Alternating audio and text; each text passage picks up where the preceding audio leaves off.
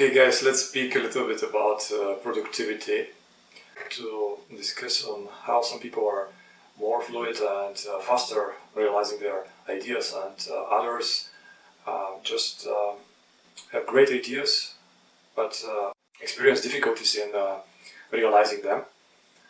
So we have two spectrums. On one side, let's say we have guys who are ready to buy all the equipment they need for a certain project, such as servers.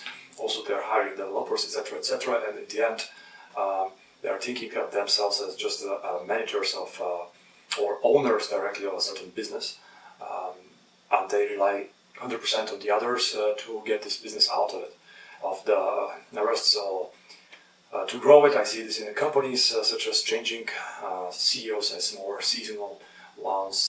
We're talking about people with a lot of experience, and basically you're the owner, but you're giving all your money to someone else to fix your company, and that's the way you start your business. Or even at one point you're changing the CEO in order to improve your business. And this is one way of working. I'm not a big fan of this, but if you have a lot of money, that's one way of investing them, and you're just waiting for returns. It's quite risky. You know the motives of those guys, and you're keeping on paying their salaries and also for the hardware.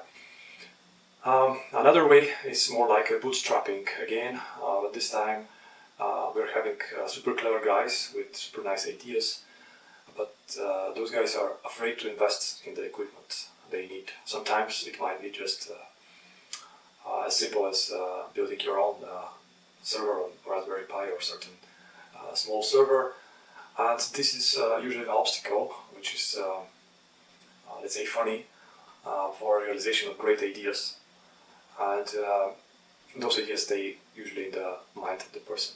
So from my experience, I consider to just list all the dependencies that you have on a certain project without trying to over-optimize your budget, just to, after having researched all the items, just to purchase them. As for the personnel you're hiring, it's very important for you to actually have a basic knowledge in the topic that you are going to start business with. In the case of programming, it's good that you know how a program functions, and even to be present on the interviews with other guys. What I mean is a lot of people just rely on their tech leads or senior developers to hire you guys, and that's not exactly correct process, because I've seen a lot of pre-made CVs and a lot of pre-made projects which afterwards the guys cannot explain even how they reach to these solutions, although they pretend of some kind of ownership. And believe me, you don't need such people.